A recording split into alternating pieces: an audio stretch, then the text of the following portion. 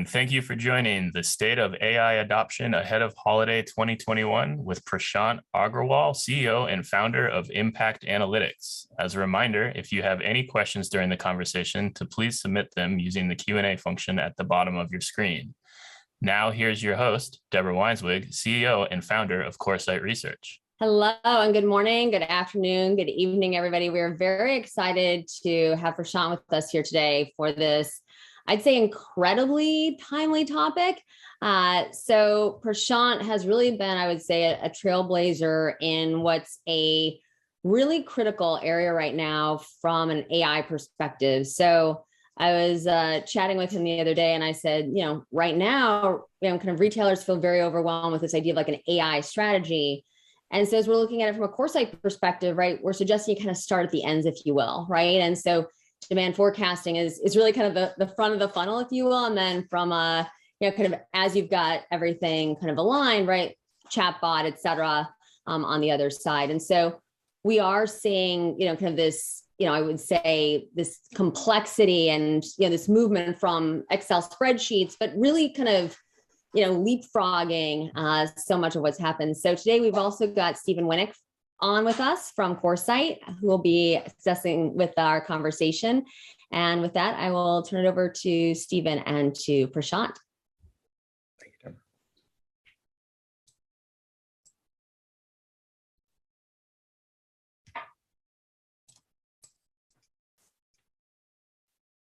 So I think as we look at our first slide here on the interconnectedness of retailer operations, we're seeing this kind of, rapidly, I would say, evolving consumer preferences. And, while there's a lot of competition among, kind of modern retailers and the complexity of their operations, I do think that this movement away from, kind of tried and true, Excel spreadsheets and more to kind of a web-based, but also this idea around more intelligence, I think is really critical, and also just recommendations. And, certainly during the, kind of early days of the pandemic, right, we did this big move to curbside and pickup and BOPUS. But a lot of that also really, right, making sure the kind of inventory was in the right location at the right time. I mean, anyone who went into a physical store, I think, as a long time kind of retail tech analyst, all I could think about was, demand forecasting. And I think that as we are now in a very complicated supply chain environment, it's really ringing true to me again. And so not only the idea around automation, but automation hand in glove with, kind of demand forecasting, kind of assortment, allocation, promotion planning. I mean, it's things, honestly, we've been talking about for, more than a decade. But I do think that once again, those retailers who've kind of, leapfrogged and are, kind of looking at the solution now are in really good shape. So, Prashant, as we think about holiday planning, kind of what are you seeing as like the biggest pain points right now across, retailers and their business functions?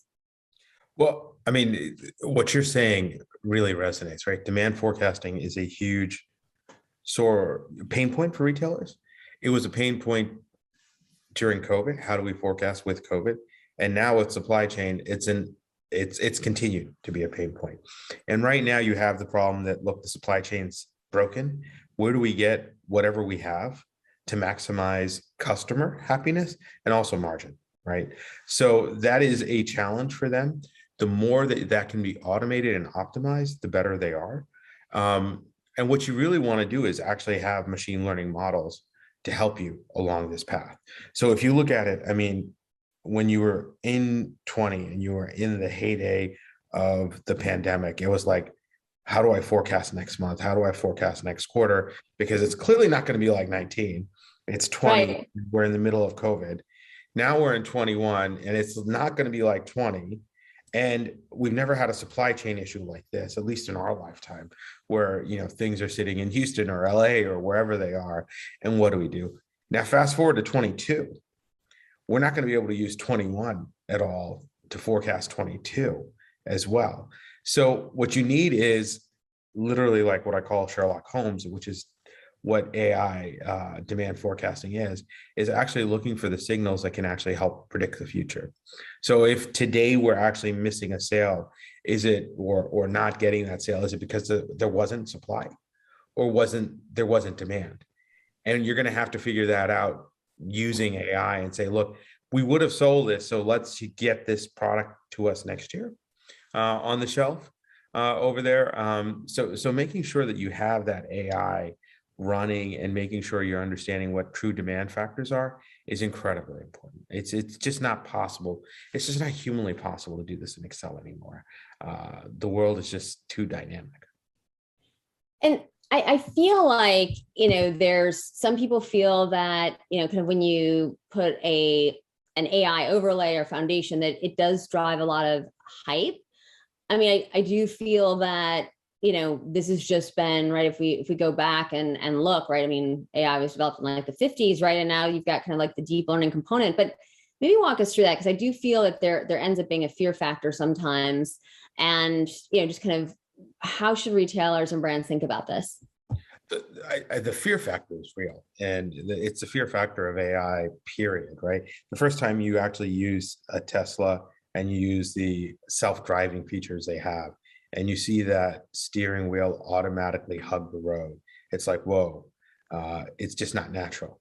And then you get used to it, and it's better, right? It's not 100%. You have to keep your hands on the steering wheel, but it's a lot easier drive. And that's the same thing with forecasting in AI, or forecasting an assortment, or forecasting in price. It's never going to be 100% correct.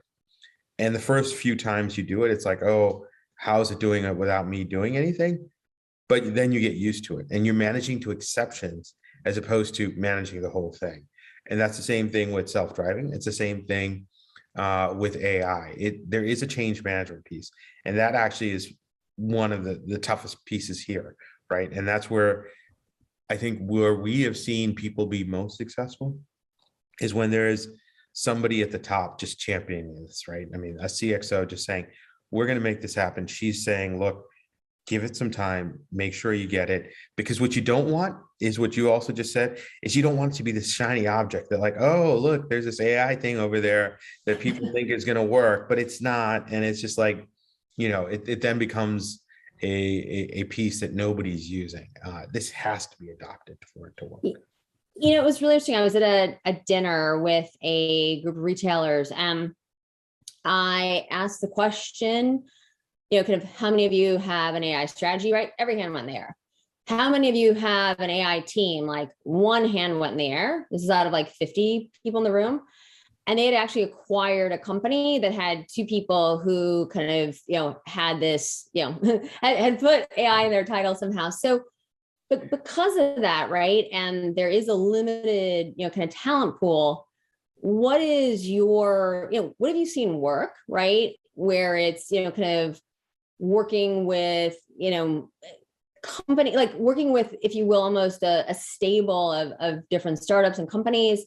Is it having this kind of AI function internally? And how you seen, I mean, we've literally had retailers are like, we need to build like an AI team. I'm like, but what is it that you're trying to accomplish? And, kind of at what time? So I know that's like 9 questions rolled into one, but I know you can handle it. No, that's a good question. So first of all, and where do they start, or where should a CEO or a CXO start? It goes back to this old adage, right? You go to war with the army you have, not the army you want. You've got to start somewhere, right? And you got to start with the data you have and the people you have, and then probably the external resources that you can bring in. Start somewhere and then keep building. Now, you talked about demand forecasting, or potentially the other side of chatbots. You've got to start with one of these things. And I think on this piece, where we've seen people start is demand forecasting, and then quickly either on allocation or pricing, depending on where they are, right? That's where it's a private equity owned retailer, private equity loves pricing. It's whether it's retail or any other industry, that's a lever that they like to push. And it's a lever that often hasn't had science associated with it. It is art and science, but putting some science behind that is helpful. So start somewhere. right? And start with the data you have, because part of this is also, oh, we don't have the data. You actually, in retail, we have the data. We have inventory and POS data. If we didn't, we couldn't run our shops. So we actually have a huge amount of data compared to many other industries. And from that, you can start to do more and more. And you'll also realize what data you don't have. And then you start to get that data. But don't wait to get that data to start, because you'll never start anywhere. In terms of building the teams or not building the teams, this will be slightly self-serving, but it's hard. It's hard building an AI team. It's hard building an advanced analytic team. And we've worked with retailers from 50 million in sales all the way to 25 billion in sales. The talent shortage is real, right? So the talent shortage is real. It's real for anyone. It's doubly tough for retail, because AI engineers also want to gravitate with other AI engineers. So she wants to work with 50 other AI engineers. So a team of 2, a team of 3 isn't necessarily their career path and what they're thinking of. So unless you can have a team of 50, which then means a scale that most retailers won't have, it's probably not going to be something that yields you what you need. And therefore, you will use an external team or party to help you. And that's fine, actually, right? Because AI is changing so much and so fast, you can actually get a much better service through that external vendor than having a small team in-house. If you are Walmart or Target, and we've seen them, sure, build it yourself. They're still using external vendors for a lot of processes and products, but they've hired 10,000 people, right? I mean, you have to have scale on AI. It just doesn't work with 2 people. It's not gonna move the needle. Who do you find, right? If you think about it, and I know we have to move on, but this to me is like, this is really like the bare essence of, I think a lot of the questions that I get. Who ultimately is managing, either if it's the vendor, or if you do have your own internal team, right? Is, because some folks have said, is this the, kind of chief merchant? Is this the CTO, the CI, right? Where would you say, from a kind of best practice scenario in the organization, should this be managed? And going back to the data question, I was at a retail tech startup, and right, I mean, we spent a lot of time just like, I think we needed like 2 years of data, but we had to get the data in shape for us to actually be able to work with. And so, once again, there's a few questions in there, but they all have the data. Is it kind of ready to go tomorrow, as it were? And then secondly, how do you manage this? And then I think lastly, from like a data perspective, if you're, let's say, how quickly can you launch, and how, kind of, how much is that based on, kind of the state of your data right now? Yeah, no, great question. So, I mean, I think you want both the tech team and the business team involved, and it's at different stages who's doing the lead. So when you start off, you want to make sure the business team is taking the lead and making sure that they articulate what they want, whether it's allocation or assortment or pricing or something else on the marketing or customer analytics side. This is the business need. Then there is what you said, let me get the data, right? And I think there, obviously the CIO and the CTO have to come in and help get the data. The caution that I have, again, there is, don't let perfection be the enemy of the good, right? I mean, there's no perfect set of data. Go with what we have. So stage 1, figure out what you want. Stage 2, get that data. That should be boxed in, right? Whatever we can do in 2 to 3 weeks, we do, right? And then we start to build and keep going over there. And then it's back to the business structure org and the chief merchant or whoever, her using this, right? And her team's using it. And that is really important, right? As they're using it, making it live, you've got them really involved. And then you productize it with the CTO. So at each point, there's a little bit of a handoff between the orgs. CTOs, I mean, retail CTOs, CIOs, we were with one CTO that said, look, I have 101 initiatives right now. and I need to prioritize them. And I was like, in my back of my head, I was like, how do you prioritize between 78 and 81, right? I mean, it's just really tough. They have a lot going on. There is a lot of change going on. So I think one of the things on AI, and specifically demand forecasting in the merchandising process, is that you can actually do a lot of this through the cloud and cloud native applications that don't involve heavy lifting by the CTO and the CIO team. Free them up to do other things where they need to be involved. Keep this with the merchants, and not keep the IT team out of it, but let them not have to do a lot of the heavy lifting, which is possible today. Yeah, no, it's a great point. There's a great question actually that came in from Keith.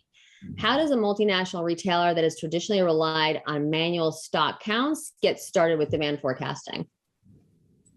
I mean, I think that the same way, whether it's multi-geography, multi-brand, or single brand, single geography, it's the same thing, right? Let's take a look at the last 2 years. Let's take a look at the markets we're serving, and then build machine learning models at a store SKU level or a SKU level, if it's D2C, and then have that demand forecast for the next 4 weeks, 8 weeks, 12 weeks, and then even 6 to 9 months out. I don't think the process actually changes or is different, depending on, whether it's multi-brand or multi-geography.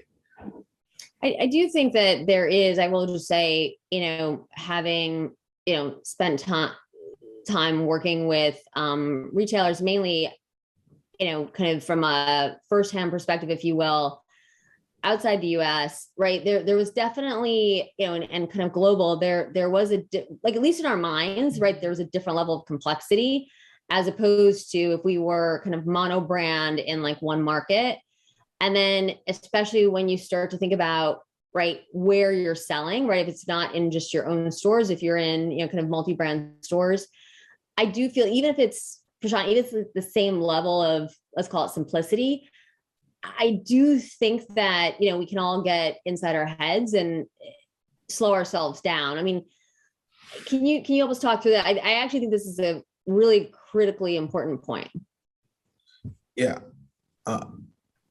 Sorry, so Deborah, I'm going to ask you to repeat this. There's knocking upstairs, and Hey, this is the joy of us all working from home.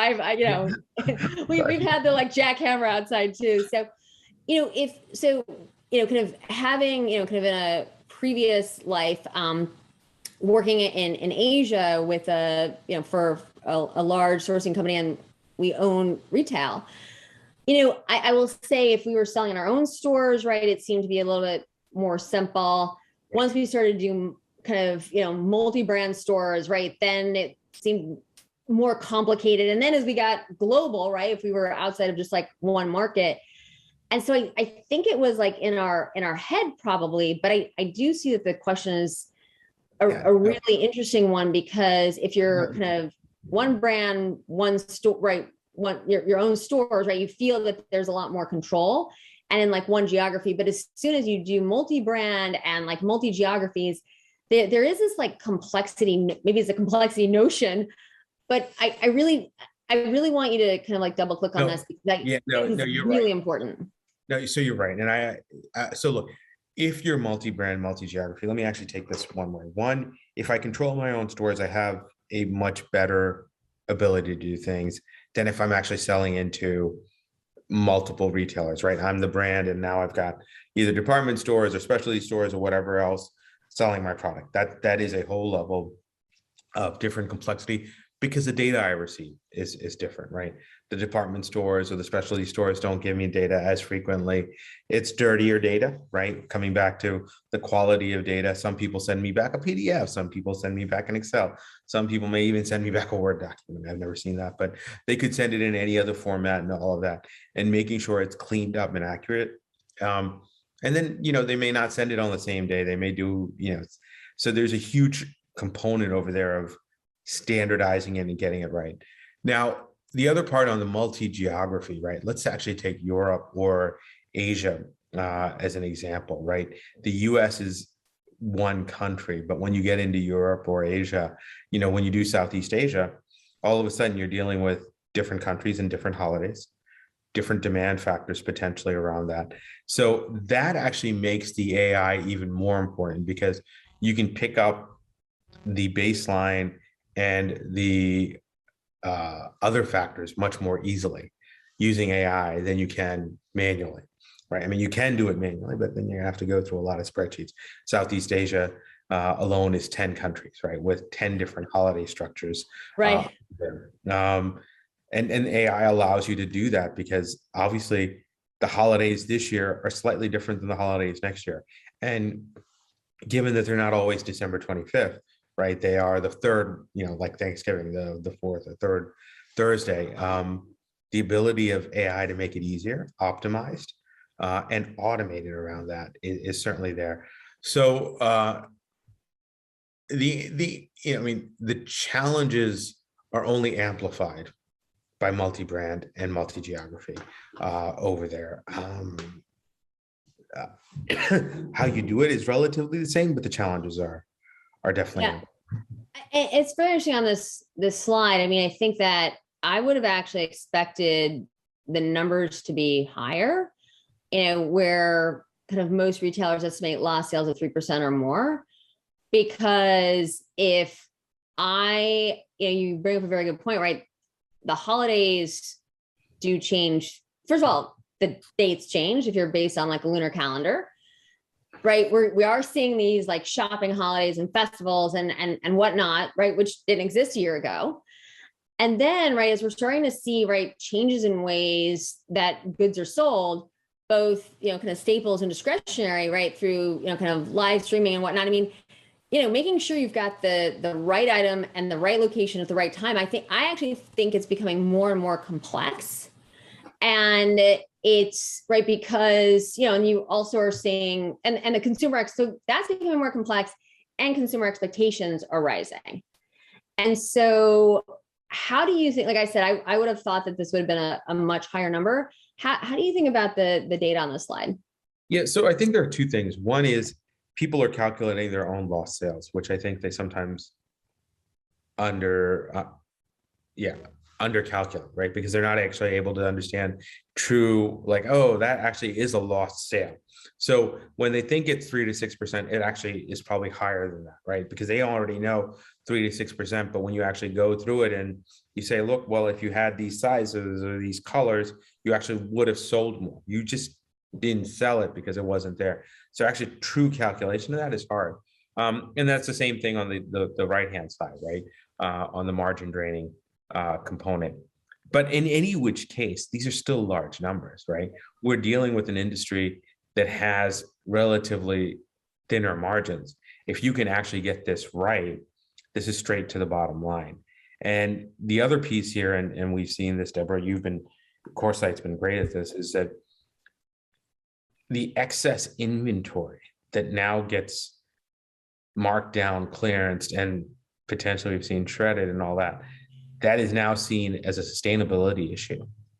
And that is something that consumers don't like, right? They want a brand that is more sustainable, consumer conscious, eco-friendly, all of that. So we've got to get this down, right? We've got to, I mean, not just for that, but for the planet, we've got to get it down, right?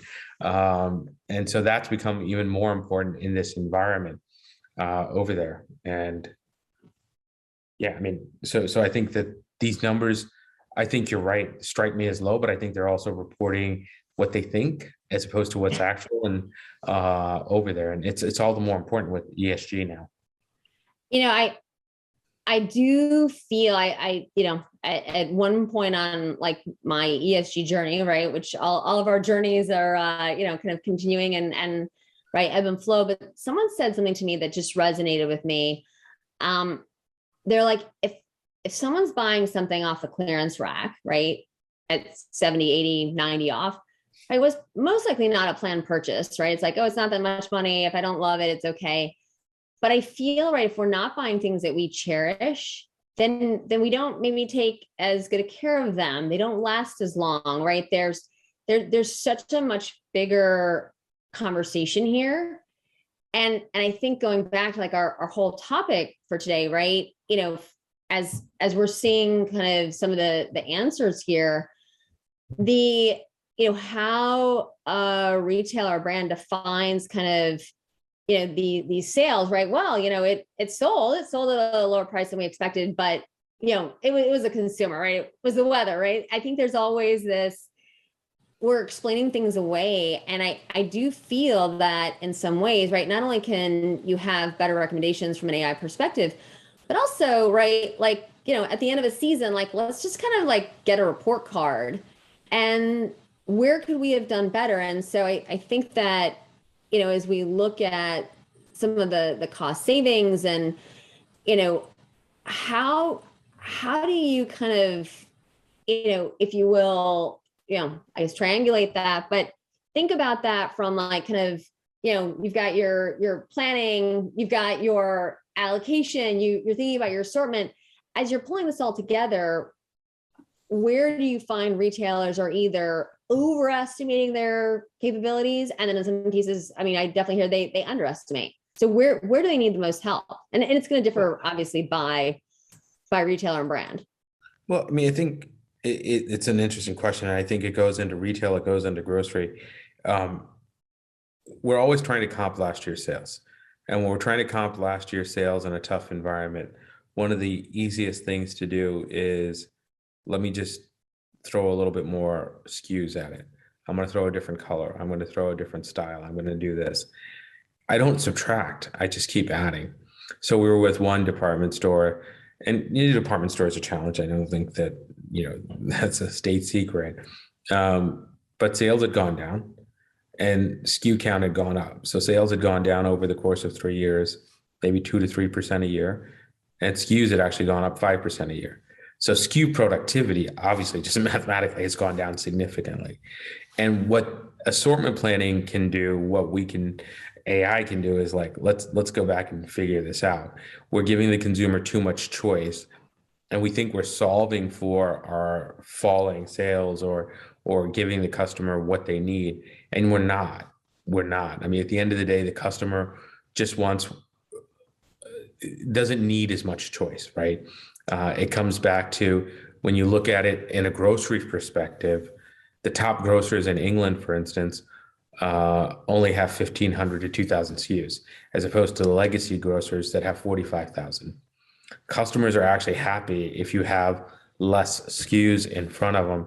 It's easier to make a decision. Now, the key is to make sure you're getting the right SKUs there, right? And that's where AI can be very helpful in making sure the 1,500 to 2,000 are the right SKUs. But that SKU proliferation, it leads to wastage, it leads to bad decisions, it leads to overbuying at the end of the day, because you can't just get one of anything. You got to get a couple because people might want it. And I think that the only other thing I'll say is that I love the idea of that report card, and we've got that as part of our product. Because if I'm a buyer, right, I should think that this is the best blue shirt ever. This blue shirt is better than last year's blue shirt because it's a better fabric, it's a better blue, it's a better this. And I should say, yes, we're going to sell more. But at the same time, it should be tempered by reality and where we actually know that even the hottest thing ever sells. And we actually use a demand forecast that is accurate or more accurate than anything over there. So we have the exuberance and the excitement of the buyer, coupled with the science of demand forecasting to get a much more better buy. Yeah, I think that as we think about where we were, we had spoken at length to a large grocer last year, and it was a really interesting conversation to kind of really add on to what you just spoke about, where they're like, we've got, let's say, 100 SKUs of mustard, 2 of them are ours. We're having challenges, right, with the supply chain. Should we go down to 2? How do we think about all these facings, right? How do we think about reconstituting almost our store? And, we really are a store of brands, right? With, kind of private label as a, kind of great alternative. But I do feel, especially in grocery, right, there was this hole with the supply chain challenges. There's been this kind of real kind of recalibrating and recasting, how are you helping retailers think about global supply chain challenges? Is it different between kind of staples and discretionary? How is that all kind of coming together? So a couple of different questions, and maybe, one is on space planning in itself. And if you look at it, Deborah, the grocery store you and I went into when we were growing up feels very similar to the grocery store that we go to today, at least for the old school retailers, right? If you go down the soda aisle, instead of seeing only Coke and maybe New Coke, not to date myself, or something like that, you have a lot more. But that aisle hasn't changed, right? It's the same 18 or 19 aisles, but customers have changed and what they want has changed. So can we use AI to actually just break through the silos there, right? And actually think differently around that. So that's one. I think on the supply chain, I mean, that's just there's no rhyme or reason necessarily as to why some products aren't making it, why some products are making it. And you're going to have to go category by category, product by product to figure that out and make sure that you're getting what people need. I think it's an interesting time as well, in that you're able to actually understand substitution, affinities, and cannibalization better, because you're actually being forced to not have certain stuff and see what customers will get, right? And you're able to actually develop these. It's a side benefit that we can look at in 22 early. But it's interesting what the data is going to show, that look, we didn't have it, but customers did buy this. And what was that frequency, and, what was their satisfaction with that? This is a really interesting question from Sarah. How accurate is demand forecasting on average? I don't know if I've ever heard that question asked before. It's a great one. Yeah, I mean, in general, the way we've looked at this is that demand forecasting is 50 to 60% accurate before we get in. If you look at retailers, it's anywhere from 40 to 60% accurate. And then after we're there, we're easily able to get them to that 80% plus level, and then 90%, hopefully, within a short time thereafter. Obviously, again, you have to roll this down. There's a company-wide, then product and store, all of these things. The key here is to get as granular accuracy as possible. This slide around promotion management, I mean, I think that it really means different things to different people. And so I think sometimes, right, defining this. And so, right, there's the planned promotions, there are the unplanned promotions. And I think that, our research, our proprietary research suggests that, kind of promotion management is really where there's more of an art than a science. But I do feel that if you think about kind of like dynamic promotion management strategies, I mean, there's so much here, once again, depending on the category that you're in, right? If you're selling, kind of widgets, and the retailer across the street is also selling widgets, right? And they lower price. I mean, this is where it kind of can get into some of these challenges, but at the same time, right, maybe you're selling the same widgets, but if they buy one with you, right, they get more points in a loyalty program. How do we kind of think about casting all this? Right. So you're right. I think there is an art, but I do think there is a science here, right? Understanding, what my baseline promotion or baseline sales would have been, and then actually understanding what the effect of this promotion is. There is a lot of detail, a lot of data retailers have, because they've been running a lot of promotions. So we're able to look through the history and actually see, is 30 off right? Is 40 off right? Is 50 off right? And it's not just how much, but for how long and which products. Yeah.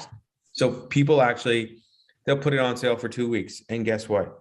The sale uplift actually happens only in the first 3 days. The next 10 days, you're just giving margin to the customer, because it's a sale that would have happened anyway. Nobody knew about the sale. They walked in the store, they bought it, and they were so happy, right? They got 30% off. Nobody's ever going to say, oh, I don't want that. Please, I was going to buy it anyway. But you can see it through the data.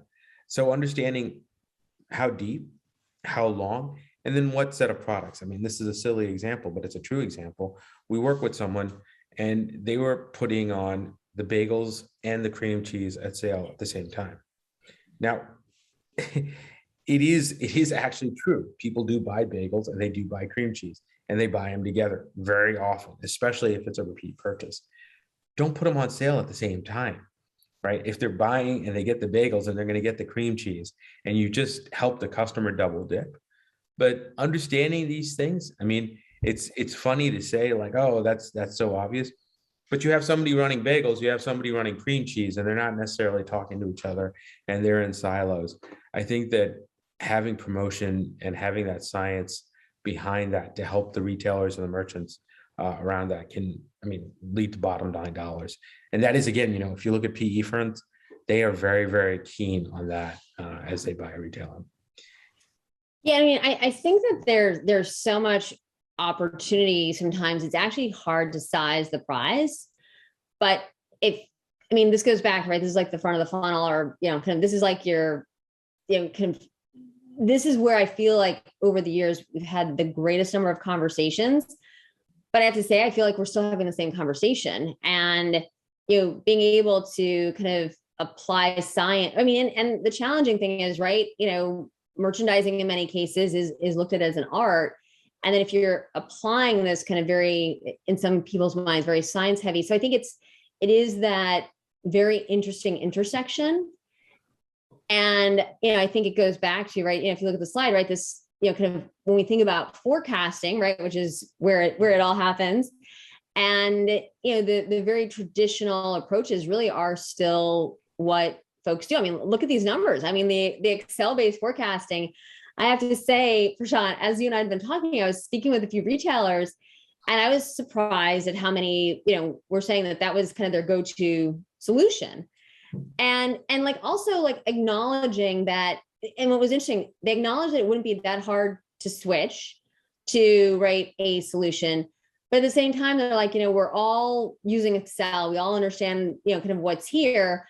And, you know, it's like, we just need to kind of, you know, make the decision. But I have to say, right, as you've been talking to retailers and brands and PE firms and whatnot in like the past 18 months, I mean, wouldn't this have been the greatest opportunity to make some of these choices around changing how you think about demand forecasting, and what's holding people back? Yeah, no, so I mean, you're absolutely right. It is a great time to do it. Many people are being forced to do it because old systems actually have as their baseline last year, and that's just not possible, right? So you have all sorts of people that are trying to what I'll call Band-Aid onto that, right? Oh, we won't lose last year, we'll use 19 and some other factor on top of 20 for 21. And now all of a sudden 21 is all screwed up because of the supply chain. So you've got Band-Aid on top of Band-Aid. So I think necessity is often the mother of all inventions, and here people are being forced. It's a necessary thing. People were quite comfortable. Excel is comfortable. We can all use Excel. It's a very comfortable way to do things. It is not the optimal or the most efficient way to do things, but I can understand that, hey, look, I sold 10 units last year. I think that I'm going to sell 10% more, so I'm going to have 11 units. And then I can very quickly say, oh, you know what? We didn't sell as much. We were 10% down. So I have 2 extra units over here. So it is overcoming that, you know, I just can't keep doing it the easy way. And what's interesting is AI is actually even the easier way. It's just not the easy way that I'm used to, right? And once you get used to it, you don't go back. It's just that period of change and that change management that's important. No, I think that makes a lot of sense. And someone just we've got from Susan just asking us, you know, if you're a specialty retailer, how can this help them predict what will sell where, you know, kind of considering extremely seasonal products and large variation in regional preferences? Oh, so it's a great question. And we work with one retailer. You know, this can really help you see different patterns that weren't there before. And I'll give one example. We work with the specialty retailer, and they had ornaments, right? They sell ornaments, and they thought, oh, well, beach ornaments are going to sell on the coast really well. Well, guess what? They actually sell in the Midwest even better because people on the coast don't actually want the beach on their trees. The people in the Midwest do because it's either their vacation or what they're thinking about, where they're going or where they've been. And the AI showed them that, right? It actually showed like, hey, look, the sales are actually coming from the Midwest and not the coast.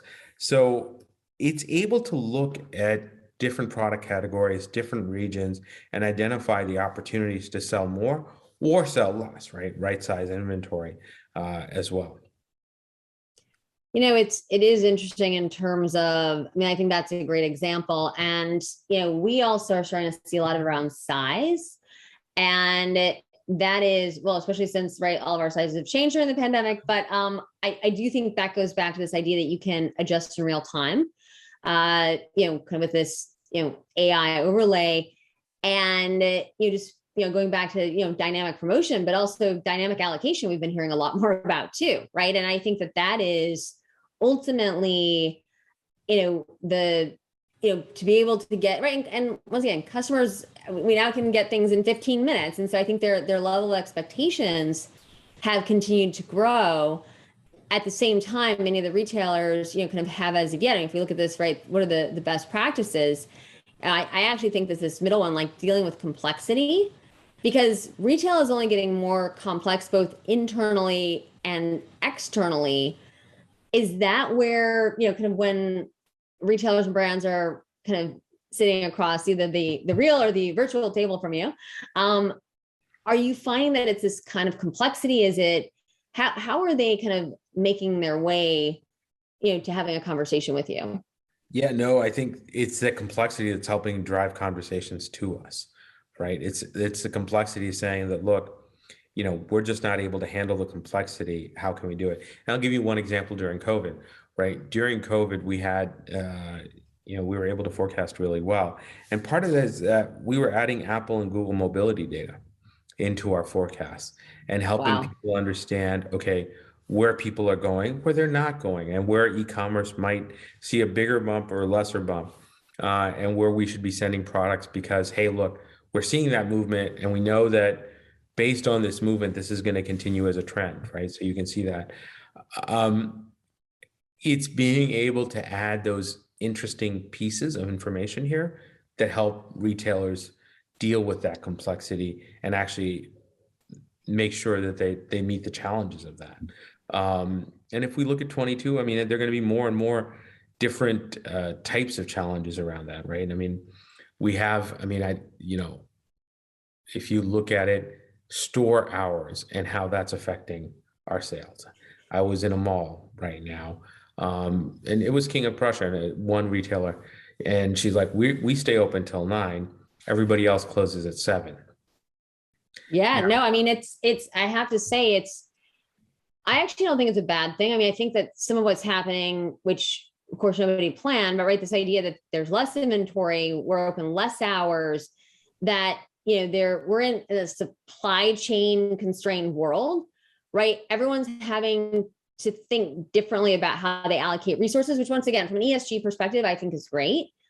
But at the same time, right, you also have to think about, when are customers in the stores? And if you're not, if you're, kind of working at home or in an office, if you can't get there by 7, right? Or, I mean, I'm actually seeing some stores close at 5. So good for them that they can stay open until 7. I mean, I think that there's a lot of challenges right now. And also, I mean, we've had some like fascinating conversations where we hear store managers like literally like putting product right in the back of their car and moving it to stores that have longer hours, right? So that they can actually serve the customer. So, and they actually, many of them have said like, they were using, it wasn't just like, kind of let me kind of leave it to the wind, right? They were actually utilizing, kind of science to help them determine this, right? Where could they stay open the longest? Where should they allocate their inventory? How should they think about this? So I feel in some ways, right, that, as we kind of the journey of our conversation today, which, I could talk about this topic for hours, which I promised the audience I won't, that the importance of this only continues to grow. And, I think you and I are both, intimately aware that the there won't be a quick solve or a easy one to some of these supply chain challenges. So if anything, I think 22 is just more of an opportunity to experiment and learn. And, ultimately, I think that, kind of retailers finding their way to a demand forecasting system will make a huge difference. I don't know, Prashant, if you want to close this out with a few kind of concluding thoughts. No, Deborah, I think you concluded it well. I mean, I think 22 is an opportunity if you haven't started on the AI path to do so. It's an imperative, right? It's just very tough to do what you said, demand forecasting without some sort of AI or machine learning multivariate model. It's going to be very tough to forecast what's going to happen at a store level, at a SKU level, at a region, product level, any of that. And we've been able to do it, right? I think we're the best in retail around this. That's all we do. We get up in the morning doing it, and we go to sleep doing it, literally globally as well. So somewhere around the world, we're forecasting right now. And we'd love to work with, the people on the LinkedIn or the webinar. Reach out to us. We'd be very happy to talk to you. Great, Prashant. Thanks so much. We still had a few questions in the queue, and I will send those your way. But it really is a conversation, I think, that never really ends. And I think that, it's what we've seen over the, kind of past 18, soon to be 24 months, is that it also changes every day. And so I think that, having kind of this opportunity to think about things more dynamically and not just think about them, but being able to act and react, it just, not only from an ESG perspective, but truly from a top and bottom line perspective, can make a huge difference. So thanks for joining me, and never enough time. I really appreciate it. Thanks, everyone. And I'll get your additional questions over to Prashant to be answered. Thank you. Thank you so much.